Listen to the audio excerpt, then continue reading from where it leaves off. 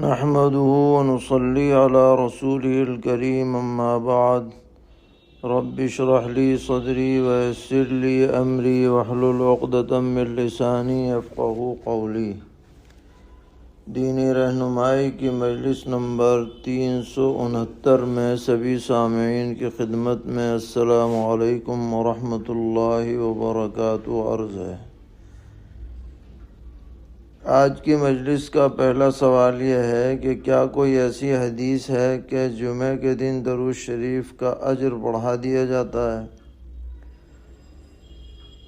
جواباً عرض ہے کہ جمعہ کے دن درود شریف پڑھنے کی بڑی فضیلت وارد ہے۔ نبی اکرم صلی اللہ تعالی علیہ وسلم نے ارشاد فرمایا کہ جمعہ کے دن اور رات میں کثرت کے ساتھ مجھ پر درود شریف پڑھا کرو، کیونکہ یہ ایسا دن ہے جس میں فرشتے حاضر ہوتے ہیں اور درود مجھ تک پہنچایا جاتا ہے۔ اور بعض روایات میں ہے کہ جو کثرت سے درود شریف پڑھے گا اس دن میں تو اس کو میری شفاعت نصیب ہوگی۔ تو اس اعتبار سے اور دنوں سے زیادہ جمعہ کے دن درود شریف کا اہتمام کرنا چاہیے، فضیلت کی بات ہے۔ سوال ہے کہ ایک حدیث کے متعلق معلوم کرنا تھا کہ سیدنا حضرت انس رضی اللہ عنہ فرماتے ہیں کہ ایک مرتبہ نبی اکرم علیہ السلام کے ساتھ ہم جا رہے تھے، اچانک بارش ہونے لگی تو آپ علیہ السلام نے اپنے سر مبارک سے کپڑا ہٹایا تو میں نے پوچھا کہ اس کی وجہ کیا ہے؟ تو آپ علیہ السلام نے فرمایا کہ یہ بارش کا پانی براہ راست میرے رب کی طرف سے آ رہا ہے۔ تو کیا یہ روایت درست ہے اور صحیح ہے؟ اسے بیان کیا جا سکتا ہے؟ جواباً عرض ہے کہ جی ہاں، یہ روایت صحیح ہے۔ مسلم شریف باب صلاۃ الاستسقاء میں 898 نمبر پر حدیث ہے، اور اس میں پیغمبر علیہ السلام نے فرمایا کہ لِأَنَّهُ حَدِيثُ عَهْدٍ بِرَبِّهِ تعالی، کہ یہ پانی جو آ رہا ہے یہ اللہ تعالیٰ کی طرف سے بالکل تازہ تازہ آیا ہوا ہے۔ تو اس سے معلوم ہوا کہ بارش کا پانی بدن پر لگانا چاہیے، اور یہ پیغمبر علیہ السلام سے ثابت ہے۔ سوال ہے کہ ایک حدیث ہے کہ لَيَأْتِيَنَّ عَلَى النَّاسِ زَمَانٌ لَا يَبْقَى مِنْهُمْ أَحَدٌ إِلَّا أَكَلَ الرِّبَا وَمَنْ لَمْ يَأْكُلْهُ أَصَابَهُ مِنْ غُبَارِهِ، کہ ایک زمانہ ایسا آئے گا کہ کوئی شخص سود کھانے سے بچ نہیں پائے گا، اگر نہ کھا پائے تو غبار تو ضرور پہنچے گا۔ تو اس حدیث کا کیا مطلب ہے؟ کیا ہر نیک اور بد سبھی لوگ سود خوری میں مبتلا ہو جائیں گے، یا اس سے کیا مراد ہے؟ جواباً عرض ہے کہ اس سے مراد یہ ہے کہ آدمی خواہی نہ خواہی کسی نہ کسی درجے میں سودی معاملے میں شامل ہو جائے گا۔ ایسا عموم ہو جائے گا سود کا کہ بچنا مشکل ہوگا۔ چنانچہ آج کل ہم ایسے ہی زمانے سے گزر رہے ہیں کہ بینکنگ نظام پوری دنیا کا سودی ہو چکا ہے، اور اس سے بچنا بہت مشکل ہے۔ تمام کاروبار بینکوں کے ذریعے ہو رہے ہیں، ملازمتوں میں تنخواہوں کی ادائیگی بینکوں کے ذریعے ہو رہی ہے۔ کیش رقم آدمی الگ سے رکھے گا تو غیر قانونی قرار پائے گی۔ ساری ڈپازٹ بینکوں میں ہو رہی ہے، اور اس میں بڑے بڑے نیک لوگ بھی مجبور ہیں بینک کا کھاتہ کھلوانے پر، اس کے بغیر زندگی گزارنا مشکل ہو رہا ہے، اور پورے عالم کا یہی حال ہے۔ تو بلا شبہ جو اس حدیث میں بات بتائی گئی ہے، ہم خود اپنی آنکھوں سے اس کا مشاہدہ کر رہے ہیں۔ سوال ہے کہ ہم نے حدیث سنی ہے کہ جو شخص اچھی طرح نماز پڑھتا ہے تو نماز اسے دعا دیتی ہے، اور جو شخص بگاڑ کر نماز پڑھتا ہے تو بد دعا دیتی ہے اور کہتی ہے ضیعک اللہ کما ضیعتنی، کہ اللہ تمہیں بھی ایسے ہی برباد کرے جیسے تم نے مجھے برباد کیا۔ تو اس حدیث کی کیا حیثیت ہے؟ جواباً عرض ہے کہ اس مضمون کی ایک حدیث طبرانی اوسط کے حوالے سے مجموع الزوائد میں نقل ہے، جو سیدنا حضرت انس رضی اللہ عنہ سے مروی ہے، لیکن اس کی سند میں ایک راوی عباد ابن کثیر ضعیف ہے۔ اس کی بنا پر اس حدیث کو ضعیف قرار دیا گیا ہے۔ اسی طرح کچھ ملتے جلتے الفاظ کے ساتھ فیض القدیر میں اسے نقل کیا گیا ہے حضرت عبادہ ابن صامت رضی اللہ عنہ سے، لیکن اس میں بھی کئی راوی متکلم فی ہیں، جن میں ایک احوص ابن سلیم ہے، اس لیے یہ روایت بہرحال ضعیف ہے۔ اس کے ضعف کو بتلا کر اسے بیان کیا جا سکتا ہے۔ سوال ہے کہ متقدمین اور متاخرین سے کون لوگ مراد ہیں؟ جواباً عرض ہے کہ فقہ حنفی میں متقدمین کا اطلاق دو طرح کے حضرات پر ہوتا ہے۔ ایک تو وہ جو تیسری صدی تک جو مشائخ ہیں ان پر متقدمین کا اطلاق ہوتا ہے، اور اس کے بعد جو آئے ہیں ان کو متاخرین کہا جاتا ہے۔ اور دوسری رائے اس بارے میں یہ ہے کہ امام صاحب اور صاحبین اور ان کے شاگرد حضرات، ان پر تو متقدمین کا اطلاق ہوگا، اور اس کے بعد کے درجے کے جو لوگ ہیں وہ متاخرین کہلائیں گے۔ سوال ہے کہ حضرت حسین کو امام حسین کہنا کیسا ہے رضی اللہ تعالی عنہ؟ جواباً عرض ہے کہ ویسے تو کسی بھی بڑے عالم اور مقتدی کو امام کہا جا سکتا ہے، جیسے حضرت امام ابو حنیفہ، حضرت امام بخاری، تو اس معنی کے اعتبار سے امام حسین بھی کہہ سکتے ہیں۔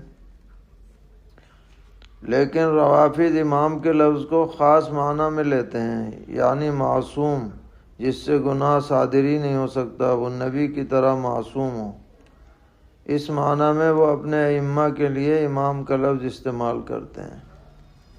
لہذا اس عقیدے سے بچنے کے لیے اگر امام حسین کے بجائے ہم سیدنا حضرت حسین رضی اللہ تعالی عنہ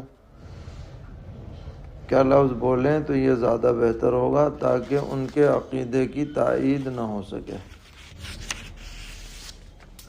سوال ہے کہ اگر خواتین یا مردوں کے پیروں پر چھپکلی کا بچہ یا چھپکلی چڑھ جائے اور گزر جائے تو کیا کرنا چاہیے؟ بعض لوگ کہتے ہیں کہ سونے کی کوئی چیز پانی میں ڈال کر پھر اسے دھونا چاہیے۔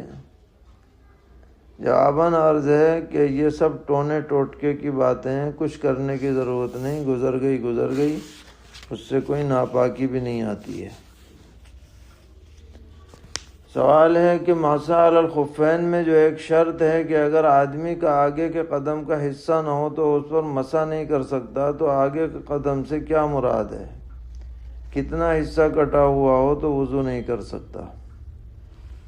جواباً عرض ہے کہ فتاوی شامی میں لکھا ہے کہ اگر پاؤں کے اگلے حصے میں 3 انگل کے بقدر پیر موجود ہو تو مسح ہو سکتا ہے خفین پر، جو خف اس پیر میں پہنا گیا اس پر، اور اگر 3 انگل بھی پیر باقی نہیں ہے تو اس پر مسح درست نہیں ہوگا۔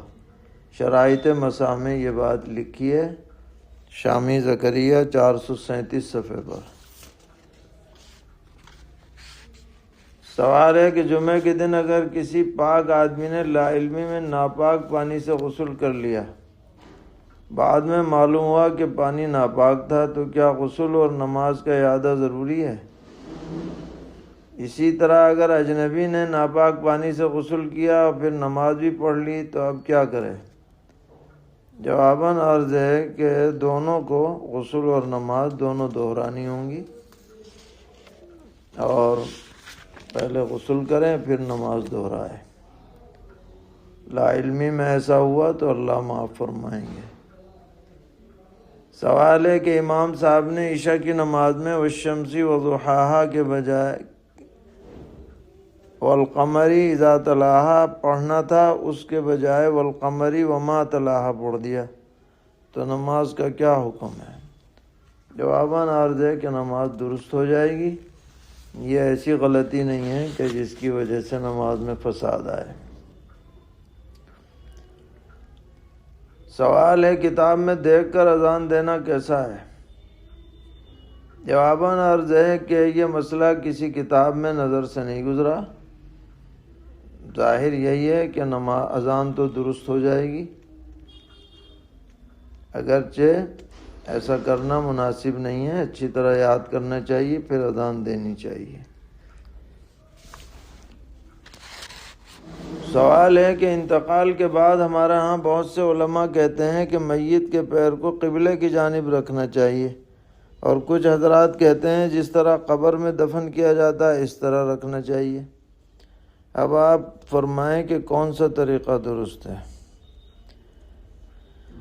جواباً عرض ہے کہ جس وقت نزع کا عالم ہو، ابھی انتقال نہ ہوا ہو، تو اس کے بارے میں تو فقہا لکھتے ہیں کہ اگر وہ دائیں کروٹ لے سکتا ہو تو قبلے کی طرف دائیں کروٹ کرا دی جائے، اور اگر کروٹ لینا ممکن نہ ہو، مشکل ہو، تو سر کے نیچے اونچا تکیہ رکھ دیا جائے تاکہ اس کا سر قبلے کی طرف ہو جائے اور پیر قبلے کی طرف ہو جائیں۔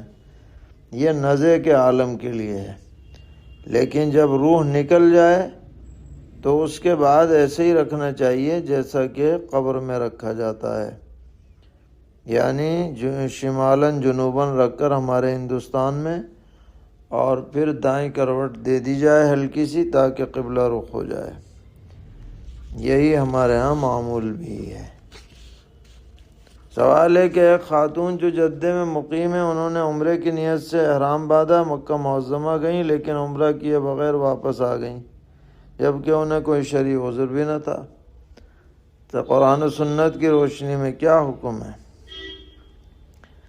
جواباً عرض ہے کہ انہوں نے اگر احرام باندھ لیا تھا اور ابھی تک وہ احرام میں برقرار ہیں تو انہیں جا کر عمرہ کر لینا چاہیے، اور احرام کے دوران جو جنایت ہوئی اس پر حسب ضابطہ اس کا فدیہ دینا چاہیے یا دم دینا چاہیے، جو بھی ہو۔ اور اگر احرام انہوں نے توڑ دیا ہے، کھول دیا ہے، تو ایک دم تو لازم ہوگا احرام کھولنے کا، اور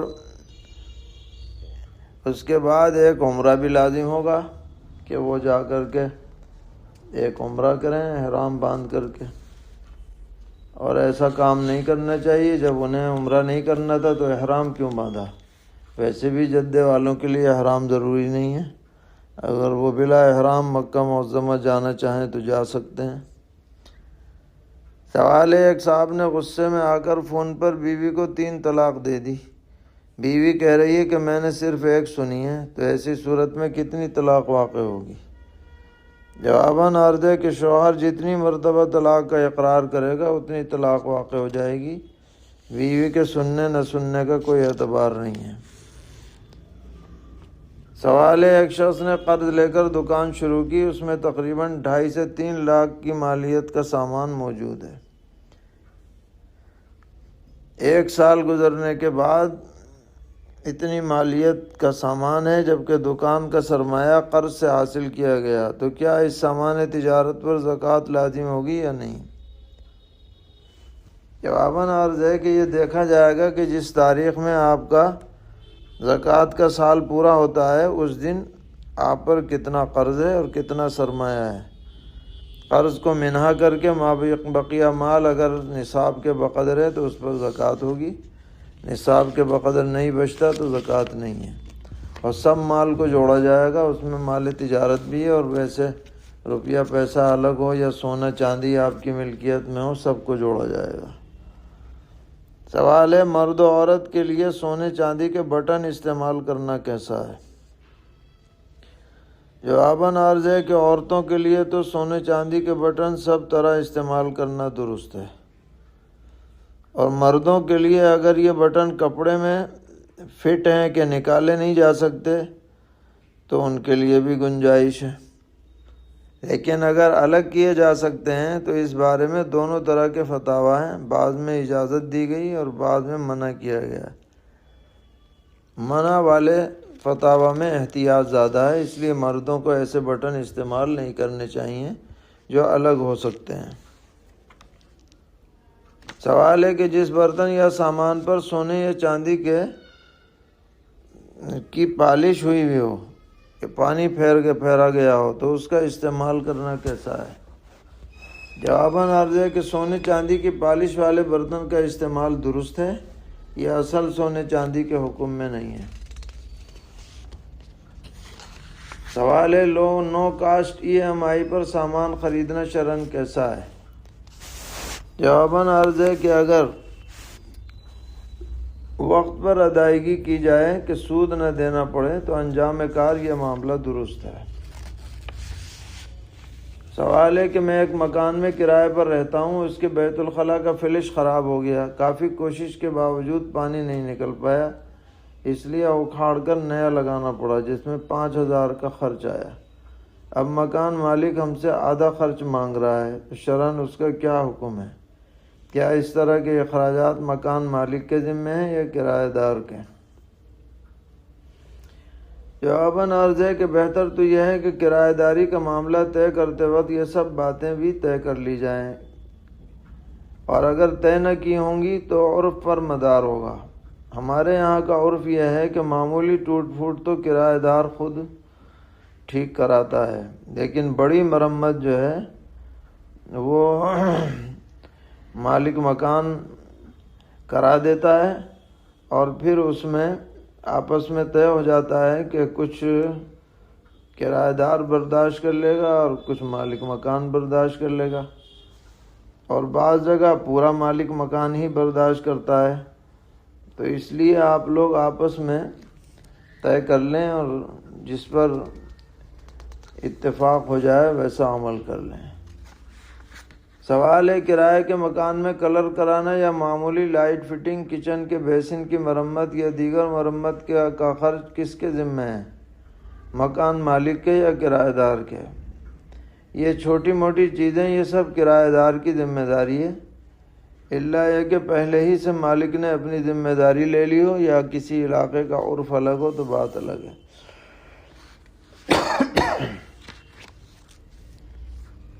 سوال ہے کہ فقہی جزیہ ہے کہ خربوزے کے اندر بیج اور کھجور کے اندر رہتے ہوئے گٹھلی کی بے درست نہیں ہے کیونکہ یہ مبیع مجہول ہے۔ تو ہمارا سوال یہ ہے کہ جو ناریل پانی کے لیے بیچے جاتے ہیں ان میں بھی تو یہ علت پائی جاتی ہے کہ پانی پایا جائے یا نہ پایا جائے، دونوں احتمال ہیں، تو اس کا بیچنا کیسا ہے؟ جواباً عرض ہے کہ عام طور پر اس ناریل میں پانی موجود ہوتا ہے، یہ الگ بات ہے کہ کچھ کم ہو یا زیادہ ہوتا ہے، اور وہ ایسی جہالت ہے کہ جو موجب نزاع نہیں ہے، اس لیے اس کی بیع درست ہے۔ سوال ہے کہ ہمارے ہاں یہ رواج ہے کہ کسی دعوت میں اگر 2 وقت کا کھانا کھلایا جاتا ہے تو گاؤں والوں نے یہ طے کیا کہ صرف 1 وقت کا کھانا کھلائیں اور 1 وقت کے کھانے کا پیسہ مسجد میں دے دیں۔ تو سوال ہے کہ یہ پیسہ مسجد والوں کو دینا کیسا ہے؟ جواباً عرض ہے کہ اس طرح کا قانون جبراً نافذ نہیں کیا جا سکتا، بلکہ لوگوں کی خوشی پر منحصر ہے، جی چاہے تو دے دیں، جی چاہے تو نہ دیں۔ سوال ہے کہ ہمارے یہاں چکی پر آٹا پسائی کا دستور یہ ہے کہ گیہوں لا کر چکی والے کو دے دیا جاتا ہے، اور چکی والا گیہوں کی پسائی کے پیسے لیتا ہے اور اس میں سے آٹے کی تھوڑی سی کچھ کٹوتی بھی کاٹتا ہے، 100-200 گرام۔ تو یہ جائز ہے یا نہیں؟ جواباً عرض ہے کہ پیسے کے بدلے میں پسائی کرانے میں کوئی حرج نہیں ہے، اور آٹا پیسنے میں کچھ وزن میں کمی ہو جاتی ہو تو اس میں بھی کوئی حرج نہیں ہے، لیکن آٹے کو بطور اجرت کے دینا صحیح نہیں ہے، کیونکہ یہ قفیز طحان کا مسئلہ ہے۔ سوال ہے کیا آٹے کو گیہوں سے بدل کر اس طرح دے سکتے ہیں کہ ہم اپنا گیہوں دے دیں اور اس سے آٹا لے لیں، کچھ کمی بیشی کے ساتھ یا برابر؟ جواباً عرض ہے کہ فقہا لکھتے ہیں کہ آٹے کو گیہوں کے بدلے میں بیچنا درست نہیں ہے، کیونکہ دونوں میں برابری ہو ہی نہیں سکتی۔ البتہ جواز کی صورت یہ ہے کہ پہلے اپنا گیہوں چکی والے کو بیچ کر اس سے گیہوں کے پیسے لے لیے جائیں، اس کے بعد جو پیسے اس سے لیے ہیں اس سے آٹا خرید لیا جائے جتنا بھی آئے، یا پھر گیہوں پسائی کی اجرت روپے میں طے ہو جائے، وہ روپیے اس کو دے دیے جائیں اور پسا ہوا آٹا لے لیا جائے، لیکن اجرت میں آٹا شامل نہ کیا جائے۔ سوال ہے کہ اگر عقیقے کا جانور 1 سال کا ہونے سے پہلے بیمار ہو جائے اور مالک اس کو فروخت کر دے تو اس رقم کا کیا حکم ہے؟ یا اس سے دوسرا جانور خریدنا ضروری ہے؟ جواباً عرض ہے کہ عقیقہ واجب نہیں ہوتا، صرف مستحب ہوتا ہے، اس کے لیے جانور متعین کرنے سے متعین بھی نہیں ہوتا۔ اب اگر کسی وجہ سے وہ جانور بیچ دیا گیا تو ٹھیک ہے، بیچ دیا، وہ رقم چاہے کہیں بھی استعمال کر لو، چاہے دوسرا جانور خرید کے عقیقہ کر لو، سب کی گنجائش ہے۔ اللہ تعالی ہم سب کو دین پر استقامت عطا فرمائیں، ہر طرح کے شرور سے محفوظ فرمائیں۔ وصلی اللہ تعالی علی خیر خلقہ محمد وعلی آلہ واصحابہ وذریاتہ اجمعین۔